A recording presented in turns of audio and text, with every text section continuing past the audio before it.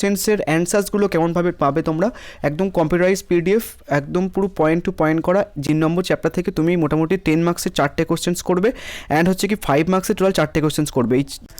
হ্যাবিডন এই ভিডিও তোমাদের first semester education general এর সাজেশনস দিয়ে দেবো। সো যারা অনার্সে পড়ছো, মানে এডুকেশন সাবজেক্টে অনার্সে রয়েছে ফার্স্ট সেমিস্টারে ক্যালকাটা ইউনিভার্সিটির আন্ডারে, তারাও কিন্তু এই সাজেশন ফলো করতে পারে। তোমাদের সিলেবাস এক অ্যান্ড কোশ্চেন্স প্যাটার্নটাও কিন্তু সেম থাকবে। সো তোমাদের ফার্স্ট সেমিস্টারে 3টে চ্যাপ্টার রয়েছে, তো 3টে চ্যাপ্টার থেকে তোমাদের টোটাল 4টে 10 মার্কসের কোশ্চেন্স আসবে, যে কোনো 3টে 10 মার্কসের কোশ্চেন্স করতে হবে, অ্যান্ড 6টা 5 মার্কসের কোশ্চেন্স আসবে, যে কোনো 5টা 5 মার্কসের কোশ্চেন্স করতে হবে, অ্যান্ড 10টা 2 মার্কসের কোশ্চেন আসবে, 10টায় কিন্তু 2 মার্কসের কোশ্চেন অ্যাটেন্ড করতে হবে। সো যাই হোক, আমি প্রত্যেকটা চ্যাপ্টার ওয়াইজ সাজেশন দিয়ে দিয়েছি। পরে তোমাদের ফাইনাল সাজেশন যখন করে দেবো তখন আমি তোমাদের কোশ্চেন্স আরও কমিয়ে দেবো। আদারওয়াইজ তোমরা যেহেতু অনেক টাইম রয়েছে হাতে, অ্যান্ড তোমাদের সিলেবাসে যেহেতু নিউ, তোমাদের একটু বেশি পড়তে হবে, অ্যান্ড চ্যাপ্টার ওয়াইজ পড়ার চেষ্টা করো।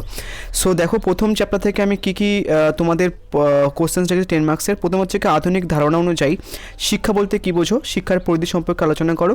নেক্সট, শিক্ষার বৃত্তিমূলক ও গণতান্ত্রিক লক্ষ্য সম্পর্কে সংক্ষিপ্ত ধারণা দাও।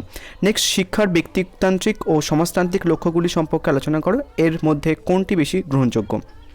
নেক্সট, বস্তুবাদ বলতে কী বোঝো, বস্তুবাদের মূল বিষয় বা বৈশিষ্ট্যের উল্লেখ করো। শিক্ষার বস্তুবাদের প্রভাব আলোচনা করো।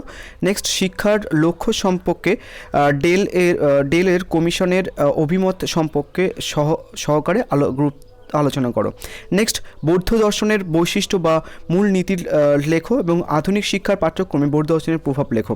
নেক্সট, দর্শনশাস্ত্র হিসেবে প্রকৃতিবাদের মূল নীতি বিশ্লেষণ করো। এই প্রসঙ্গে আধুনিক শিক্ষার লক্ষ্য ও পাঠ্যক্রমে প্রকৃতবাদের প্রভাব বর্ণনা করো। দেখো, আমি কিন্তু নর্মালি চাইলে 10 নম্বরের কোশ্চেন্স কমিয়ে দিতে পারতাম প্রথম চ্যাপ্টার থেকে, কেননা তোমরা যেহেতু নিউ সিলেবাস একটু বেশি পড়তে হবে, আদারওয়াইজ কিন্তু প্রবলেম পড়বে। সো 5 মার্কসের কোশ্চেন্সগুলো দেখে নাও। তোমাদের ওই 10 মার্কসের কোশ্চেন্স যেগুলো দিয়েছি তার মধ্যে থেকে কিন্তু 5 মার্কসের কোশ্চেন্সগুলো পড়ে যাবে, মানে ওই কোশ্চেন্সগুলো করলে তোমাদের কিন্তু ওখান থেকে 100% কমন পেয়ে যাবে। তাও আমি তোমাদের 5 মার্কসের কোশ্চেন্সগুলো দিচ্ছি। প্রথম হচ্ছে কি সংকীর্ণ এবং ব্যাপক অর্থে শিক্ষার বৈশিষ্ট্য উল্লেখ করো। নেক্সট, শিক্ষার ব্যক্তিতান্ত্রিক লক্ষ্য সম্পর্কে আলোচনা করো। এই কোশ্চেন্সটা আর একটা দিতে হয়। শিক্ষার সমাজতান্ত্রিক লক্ষ্য সম্পর্কে আলোচনা করো। নেক্সট, এডুকেশন শব্দের ব্যুৎপত্তিগত অর্থ লেখো। শিক্ষার প্রধান কাজ উল্লেখ করো। নেক্সট, ডেলস কমিশন প্রস্তাবিত শিক্ষা 4টে স্তম্ভ সম্পর্কে আলোচনা করো। নেক্সট, ডেল কমিশনের অনুযায়ী একত্রে বসবাসের জন্য শিক্ষার ধারণা লেখো। নেক্সট, ভাববাদ কি, শিক্ষার ভাববাদের প্রভাব আলোচনা করো।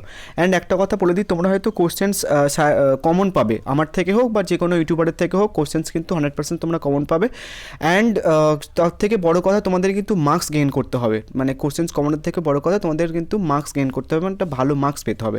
সেটার জন্য আমি তোমাদের নোটস প্রিপেয়ার করেছি। এই পেপারটার নোটস তুমি যদি চ্যাপ্টার ওয়াইজ নাও তাহলে হচ্ছে কি 185 পড়বে, মানে 185 টাকা পড়বে। তোমাদের 75টা মতো 2 মার্কসের কোশ্চেন্স দেওয়া হবে, অ্যান্ড যে কোশ্চেন্সগুলো আমি সাজেশনে বলছি সেই সমস্ত কোশ্চেন অ্যান্সার দেওয়া হবে। অ্যান্ড তার আগে দেখে নাও যে কোশ্চেন্সের অ্যান্সার্সগুলো কেমনভাবে পাবে তোমরা, একদম কম্পিউটারাইজ পিডিএফ, একদম পুরো পয়েন্ট টু পয়েন্ট করা। যেভাবে আমি অ্যান্সার্স তোমাদের এইভাবে দেখাচ্ছি তেমনভাবেই তোমরা অ্যান্সার্সগুলো পাবে। এমনভাবে লিখলে তোমরা কিন্তু মোটামুটি ফুল মার্কসও পেতে পারো। 5 মার্কসের কোশ্চেন সেটা অ্যান্সার্স, এটা লিখলে কিন্তু তোমরা মোটামুটি 5-এ 5 বা 5-এ 4.5 বা এরকম 4 তো পাবেই এমনভাবে লিখলে।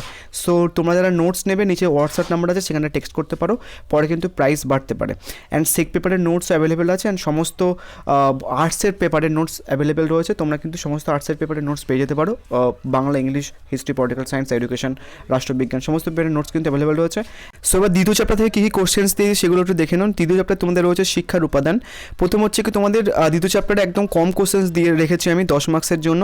প্রথম হচ্ছে কি শিক্ষার্থীর উপর বংশগতি এবং পরিবেশের প্রভাব আলোচনা করো। নেক্সট, পাঠ্যক্রমের আধুনিক ধারণাটি লেখো এবং তোমার বিভিন্ন ধরনের পাঠ্যক্রমের সংক্ষিপ্ত আলোচনা করো।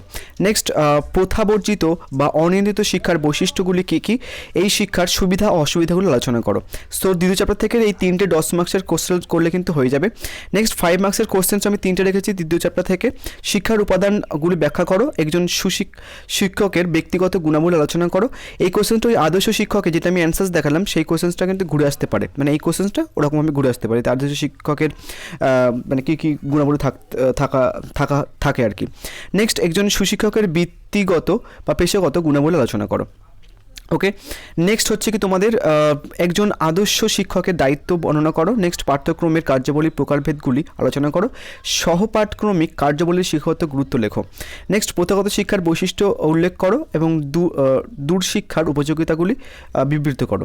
ওকে, নেক্সট 3 নম্বর চ্যাপ্টার থেকে আমি তোমাদের একদম কম কোশ্চেন্স রেখেছি। 3 নম্বর চ্যাপ্টার থেকে তুমি মোটামুটি 10 মার্কসের 4টে কোশ্চেন্স করবে, অ্যান্ড হচ্ছে কি 5 মার্কসের টোটাল 4টে কোশ্চেন্স করবে। এই 8টা কোশ্চেন্স করলে তৃতীয় চ্যাপ্টার থেকে আর কোনো রকম কোশ্চেন্স করতে হবে না।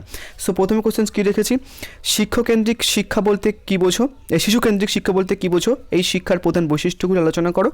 খেলাভিত্তিক শিক্ষার ধারণাটি ব্যাখ্যা করো। কিন্ডারগার্টেন শিক্ষা ব্যবস্থার বৈশিষ্ট্য উল্লেখ করো। নেক্সট মন্তেশ্বরী শিক্ষা পদ্ধতির বৈশিষ্ট্য লেখো। কিন্ডারগার্টেন এবং মন্তেশ্বরী শিক্ষার পার্থক্য লেখো। নেক্সট প্রজেক্ট বা প্রকল্প পদ্ধতি কী, এই পদ্ধতির বিভিন্ন স্তরগুলো আলোচনা করো। শিক্ষায় এই পদ্ধতির গুরুত্ব লেখো। এই গেল 10 মার্কসের কোশ্চেন্স, অ্যান্ড হচ্ছে কি 5 মার্কসের কোশ্চেন্সগুলো দেখে নাও। 5 মার্কসের কোশ্চেন্স হচ্ছে কি তোমার খেলা ও কাজের মধ্যে পার্থক্যগুলি উল্লেখ করো। নেক্সট শিশুকেন্দ্রিক ও জীবনকেন্দ্রিক শিক্ষার পার্থক্য লেখো।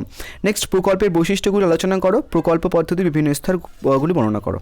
সো এই ছিল তোমাদের 10 অ্যান্ড 5 মার্কসের কোশ্চেন, প্রত্যেকটা চ্যাপ্টার থেকে কভার করে দিলাম। অ্যান্ড তোমরা যখন পড়া হয়ে যাবে এই সমস্ত কোশ্চেন্সগুলো, আমি তোমাদের একটা ফাইনাল সাজেশন দিয়ে দেবো। একদম কম কোশ্চেন্স থাকবে, তো সেটার জন্য তোমরা প্লেলিস্ট চেক করবে। এই পেপারটার জন্য আমি একটা সেপারেট প্লেলিস্ট বানিয়ে দেবো, সেখানে তোমরা সমস্ত সাজেশানস পেয়ে যাবে এই সাবজেক্টটা রিলেটেড। আর যারা নোটস নেবে, নিচে যে হোয়াটসঅ্যাপ নাম্বার আছে সেখানে টেক্সট করতে পারো, পরে কিন্তু প্রাইস বাড়বে। So thank you.